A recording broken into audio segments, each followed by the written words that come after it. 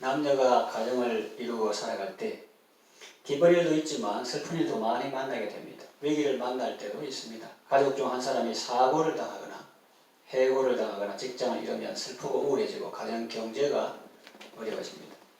암 선고를 받거나 난치병을 앓게 되면 가정의 웃음이 사라집니다. 사회적인 범죄를 저질러 법원에 가고 형벌을 받고 교도소에 가면 가정의 명예가 실추됩니다. 가족 간에 불화하고 서로 소송하면 한시도 마음 편할 날이 없습니다. 이런 위기들은 우리의 연약함과 부족함과 우리의 범죄로 인한 것일 수도 있고 천재지변이나 다른 원인으로 일어날 수도 있습니다. 아무튼 가정에 찾아오는 이런 위기들에 잘 대처하지 못하면 가정은 깨어지고 무너지게 됩니다. 그러나 이러한 위기를 잘 극복하면 가정이 회복되고 건강하게 세워질 수 있습니다. 사탄은 가정을 파괴하고 무너뜨리려 합니다. 그러나 하나님은 가정을 지키시고 보호해 주십니다. 야곱 가정을 살펴보면서 하나님의 은혜를 받고자 합니다. 하나님은 야곱의 가정을 어떻게 지켜주셨습니까? 무엇으로 지켜주셨습니까? 첫째로 말씀을 주심으로 지켜주셨습니다. 야곱은 읽으신 바와 같이 지금 절체절명의 위기 가운데 있습니다. 앞에 34장하고 연관해서 보면요. 겉으로는 멀쩡한 것 같지만 속으로는 두려워서 벌벌 떨고 있습니다. 그의 두려움은 본문 앞장인 창세기 34장 30절에 잘 나타나 있습니다. 야곱이 시므온과 레위에게 이르되 너희가 내게 화를 끼쳐 나로 하여금 이 땅의 주민 곧 가나안 족속과 브리스 족속에게 악취를 내게 하였도다. 나는 수가 적은즉 그들이 모여 나를 치고 나를 죽이리니 그러면 나와 내 집이 멸망하리라. 그렇게 말합니다. 너희들이 아들들이 잘못 행동했기 때문에 우리 가정은 아니 우리 가문 전체는 이 동네 사람들 주변 사람들에게 밉상이 되고 이제 멸문지화를 당하게 될 것이다 하는 말입니다. 이것은 자식들을 협박하는 말이 아니고 사실입니다. 시므온과 레위가 저지른 악행은 보통 악행이 아니었기 때문입니다. 그들은 원주민과 약속했다가 그 약속을 어기고 그들을 공격했습니다. 한 마을을 완전히 초토화시켜버렸습니다. 이유는 그 땅 추장 셰켐이 자기 누이 디나를 강간했기 때문입니다. 그들은 분노를 주체하지 못했습니다. 그러나 그 분노를 바로 표출하지는 않고 너희들이 할례를 받으면 서로 통혼하겠다고 속였습니다. 그 원주민들은 야곱 아들들의 말을 듣고 할례를 받았습니다. 제3일에 그들이 아파할 때에 야곱의 두 아들 시므온과 레위가 각기 칼을 가지고 가서 몰래 그 성읍을 기습하여 그 성읍의 모든 남자를 다 죽였습니다. 칼로 하몰과 그의 아들 세겜을 죽였습니다. 그리고 디나를 여동생을 세겜의 집에서 데려왔습니다. 그리고 야곱의 여러 아들이 그 시체 있는 성으로 가서 노략하였습니다. 양과 소와 나귀와 그 성읍에 있는 것과 들에 있는 것과 그들의 모든 재물을 다 빼앗아왔습니다. 그들의 자녀와 아내들을 사로잡고 집 속의 물건도 다 노략했습니다. 이처럼 분노는 무서운 것입니다. 분노를 사귀지 못해서 인생을 망친 사람 많습니다. 오죽하면 잠언에도 그런 말이 있죠. 분을 품은 자 사귀지 말며 너를 품은 자 동행하지 말라. 그러면 너도 해를 입는다. 그런 말씀이 있죠. 사탄 마귀는 문을 열고 들어오는 것이 아니라 원망 불평하는 마음을 타고 들어온다고 했는데 또 분노하는 마음을 타고 우리 안에 들어옵니다. 슬픔과 분노가 가득 차오를 때 예수님의 십자가를 바라보십시오. 그리스도 예수의 사람은 그 정과 욕심을 십자가에 못 박았습니다. 예수님이 죽으실 때 우리의 분노와 욕심도 죽었습니다. 나는 죄에 대해서 죽었습니다. 그 사실을 인지하는 것이 중요합니다. 죽여야 한다가 아니라 이미 죽었습니다. 그 사실을 믿고 이제는 죄에 대해서는 죽은 자로 의에 대해서는 산 자로 살아야 합니다. 야곱의 아들들은 분노 때문에 살인하고 약탈하고 납치했습니다. 일이 걷잡을 수 없을 정도로 커졌습니다. 그 땅에는 그들만 살고 있는 것이 아니죠. 주변에 이방인 족속들이 삥 둘러 있습니다. 야곱의 아들들이 세겜 사람들에게 행한 그런 잔인한 행동을 알고 들으면 주변 족속들은 연합하여 공격할 것입니다. 그러나 야곱뿐만 아니라 가문 전체가 몰살당할 것이라는 것은 결코 과장된 말이 아닙니다. 야곱의 가정이 정말 큰 위기를 만났습니다. 의를 위해서 박해받는 것이 아니에요. 옳은 일을 하다가 어려움 당하는 게 아닙니다. 자기들이 잘못 행동해서 위기를 만난 것입니다. 분노를 주체하지 못해서 큰 잘못을 저지른 것입니다. 하나님은 두려움에 떨고 있는 야곱에게 찾아오셔서 말씀하셨습니다. 일어나 베델로 올라가서 거기 거주하며 네가 네 형 에서의 낯을 피하여 도망하던 때에 네게 나타났던 하나님께 거기서 제단을 쌓으라 말씀하셨습니다. 하나님은 이 말씀을 통해서 야곱을 위기에서 벗어나게 하셨습니다. 일어나 베델로 올라가서 거기 거주하라는 것입니다. 6.25 전쟁 때 장진호 전투를 연상하게 됩니다. 유엔군은 그들을 겹겹이 둘러싼 중공군의 포위망을 뚫고 그 위기 상황에서 벗어났습니다. 하나님은 야곱에게 왜 베델로 올라가라고 하셨을까요? 그것은 야곱이 형의 낯을 피하여 바단 아람으로 갈 때 하나님을 만났던 것입니다. 여행의 피곤함과 미래에 대한 불안과 두려움 속에 길 위에서 곤히 잠들었는데 하나님께서 나타나셔서 네가 어디를 가든지 내가 너와 함께 하겠다고 말씀하셨습니다. 야곱은 너무나 놀랍고 고마워서 자기가 밤새 배웠던 그 베갯돌로 기둥을 세우고 하나님께 서원을 했습니다. 하나님, 제가 정말 하나님께서 말씀하신 대로 이 땅에 평안히 돌아오게 되면 하나님은 나의 하나님이 될 것이고 이 돌은 하나님의 집이 될 것이고 저는 하나님께서 제게 주신 모든 것에서 10분의 1을 반드시 드리겠습니다. 그렇게 했습니다. 그런데 야곱은 그 멀고 먼 헛 여정에서 평안히 돌아왔는데도 미적거리고 있었던 것입니다. 화장실에 갈 때 마음하고 나올 때 마음이 다르다는 말처럼 그는 과거 힘들고 어려울 때 하나님께 서원했던 것을 잊어버렸거나 무시하고 있었던 것입니다. 그러다가 이런 화를 당하게 된 것입니다. 겉으로는 디나가 그 땅 여자를 보러 나간 것이 잘못이다. 하나님의 자녀가 세상 여자 친구 만나러 간 게 잘못이다. 그 땅 추장 세겜이 강간한 것이 잘못이다. 또 야곱의 아들들이 잔인하게 복수한 것이 잘못이다. 그렇게 보일 수 있지만 그 모든 일의 뿌리는 어쩌면 바로 이것인지도 모릅니다. 하나님과의 관계가 잘못되니까 다른 것과의 관계도 잘못된 것입니다. 이런 상황에서 하나님은 야곱에게 바른 길을 제시해 주신 것입니다. 살 길을 보여주신 것입니다. 지금 이 상태에서 너와 네 가족이 사는 비결은 베델로 올라가는 것이다. 하나님과 만나는 것이다. 하나님과의 언약을 상기하는 것이다. 하나님께 서원하는 것을 갖는 것이다. 그런 뜻입니다. 야곱은 그제야 깨닫습니다. 그리고 베델로 올라갑니다. 35장 3절 좀 전에 읽었는데 우리가 베델로 올라가자. 우리가 일어나 베델로 올라가자.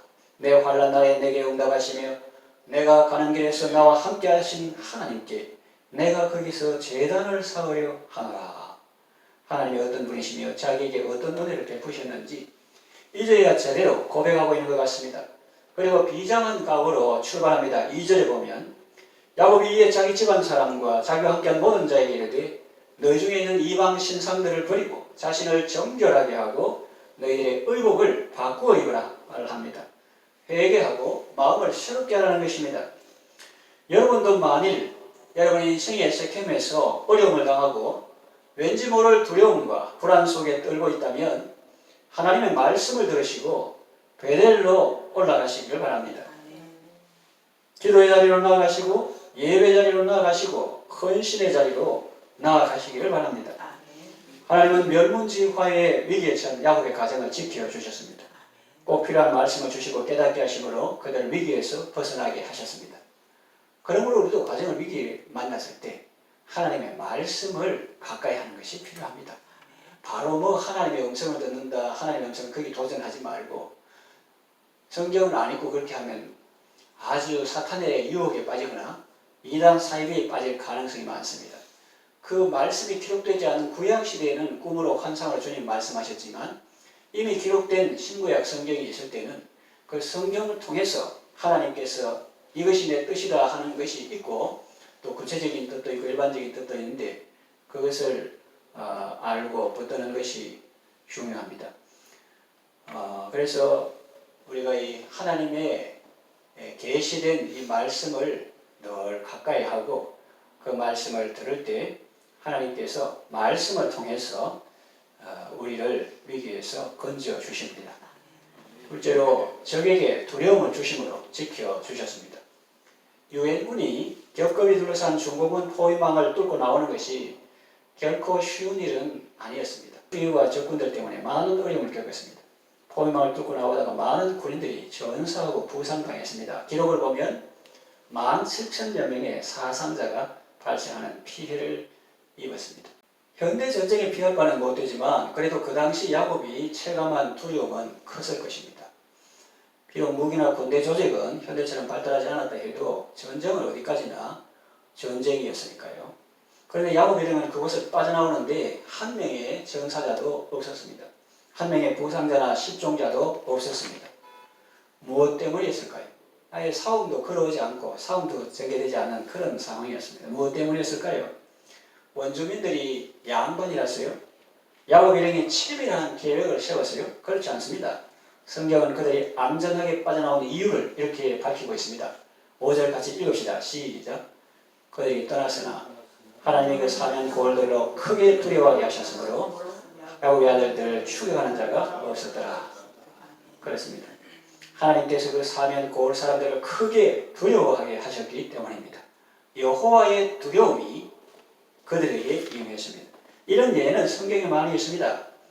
사마리아 성을 겹겹이 에워쌌던 아람 군대가 혼비백산하여 도망간 이유도 그들이 수많은 병거 소리와 마병들의 소리를 듣고 연합군이 공격해 오는 줄 알고 그러만 나 살려라 하고 도망갔던 것이지요.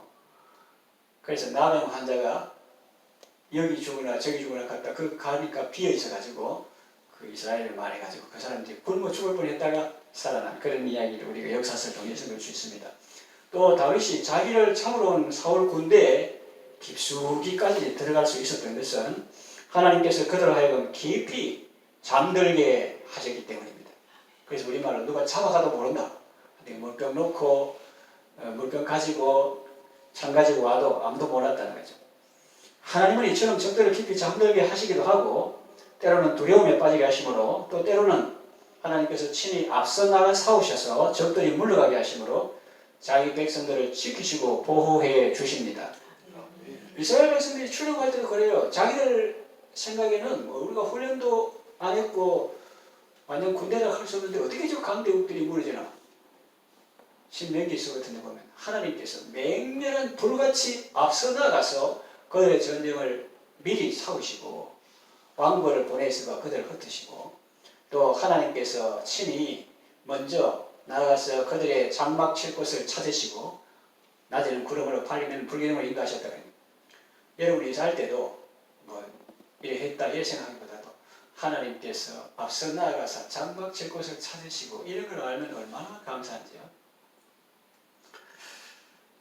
그래서 하나님은 이스라엘이 이 사실을 잊지 않기를 원하십니다. 방금 야곱처럼 너가 대단해서 그런 게 아니야. 치밀하게 철수 계획을 세워서 그런 것도 아니고 원주민들이 양반이라서 그런 것도 아니고 그거는 여호와의 두려움이 그들에게 임해가지고 그 너무 두려운 마음이 가지고 바깥에 나오고 싶은 마음이 안 드는 그런 상황. 그런 것처럼 이스라엘 백성들이 애굽에서 나오고 또 거대한 그 인종을 물리치고 이런 것도 하나님께서 그렇게 하지 않으셨으면 누가 어떻게 했겠노? 그런 표현이 많이 나옵니다. 하나님이 그들과 함께 하지 않으셨으면 그들이 어떻게 강대국들을 이길 수 있었겠습니까? 우리도 그렇습니다. 하나님께서 함께 하지 않으셨다면 연약하고 부족한 우리가 어떻게 이 악하고 험한 세상 가운데 지금까지 살아올 수 있었겠습니까? 어렵고 힘들다는 이 시대 속에서 우리 교회가 지금까지 사명을 수행해 올 수 있었겠습니까? 보이지 않는 하나님의 도우시는 손길이 있었기 때문입니다. 이 사실을 기억하고 하나님께 감사하며 이 하나님을 신뢰하는 삶을 사시기를 바랍니다. 실제로 복을 주심으로 지켜주셨습니다. 좀 전에 그런 찬송 가사와 같이 너 근심 걱정 말아라 주 너를 지키리 이렇게 하나님께서 지켜주시는데 저걸 두렵게 함으로 지켜주시기도 하지만 또 때로는 우리에게 필요한 것을 주심으로 우리를 지켜주시기도 하십니다. 하나님은 야곱이 베델에 와서 제단을 쌓을 때 다시 야곱에게 나타나사 그에게 복을 주셨습니다. 9절 표현 보세요. 같이 봅시다. 시작. 야곱이 바단 아람에서 돌아오매 하나님이 다시 야곱에게 나타나사 그에게 복을 주시고 표현이 참 신기하죠. 야곱이 바단 아람에서 돌아오매 그랬습니다. 야곱은 진작에 돌아왔습니다. 그러나 하나님 보실 때는 이제야 돌아온 것입니다. 우리도 하나님의 언약을 떠나서 할 때는 생명의 역사가 중단됩니다.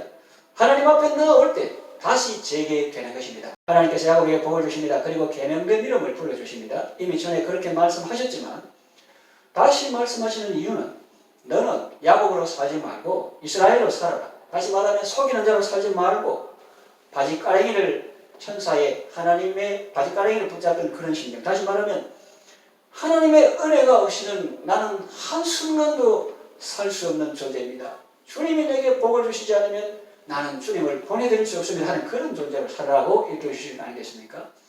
그리고 하나님은 야곱에게 또 이렇게 말씀하십니다. 11절에서 12절 하나님이 그에게 이르시되 나는 전능한 하나님이라 생육하며 번성하라. 한 백성과 백성들의 총회가 내게서 나오고 왕들이 내 허리에서 나오리라. 내가 아브라함과 이삭에게 준 땅을 내게 주고 내가 네 후손에게도 그 땅을 주리라. 하나님이 이처럼 야곱에게 복을 주심으로 그의 가정을 지켜주셨습니다. 여러분은 여러분의 가정을 지키기 위해서 어떤 노력을 하십니까? 미래에 닥쳐올 어떤 위험에 대비하기 위해서 각종 보험을 들고 있습니까? 아니면 어떤 권세 있는 사람을 의지하고 있습니까? 아니면 인맥을 부지런히 쌓고 있습니까? 성경은 말합니다. 여호와께서 집을 세우지 않으시면 세우는 자의 수고가 헛되며 여호와께서 성을 지키지 않으시면 파수꾼의 경성함이 허사로다. 다시 말하면 하나님께서 가정을 세워주시고 하나님께서 가정을 지켜주신다는 것입니다. 하나님은 야곱의 가정을 지켜주셨습니다. 말씀드린 바와 같이 말씀을 주심으로 적합한 말씀을 주심으로 그를 지켜주셨고 또 적에게 두려움을 주심으로 지켜주셨고 복을 주심으로 지켜주셨습니다. 가정을 지켜주시는 하나님의 은혜를 받고 싶으십니까?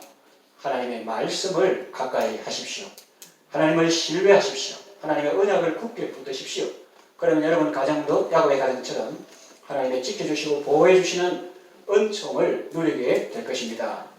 기도하겠습니다. 하나님 아버지, 이 위험하고 복잡한 세상 속에서 지금까지 우리의 가정을 지켜주시고 보호해주셔서 감사합니다. 하나님만이 우리의 가정을 위기에서 보호해주실 수 있고 하나님만이 우리의 가정을 적에게서 지켜주실 수 있고 하나님만이 우리 가정에 복을 주실 수 있습니다. 언제나 하나님의 말씀을 가까이 하며 잘 듣게 하시고 하나님을 신뢰하게 하시며 하나님이 복 주시며 약속하신 언약을 꼭 붙들고 믿음으로 감사하며 살게 하소서. 예수님의 이름으로 기도합니다. 아멘.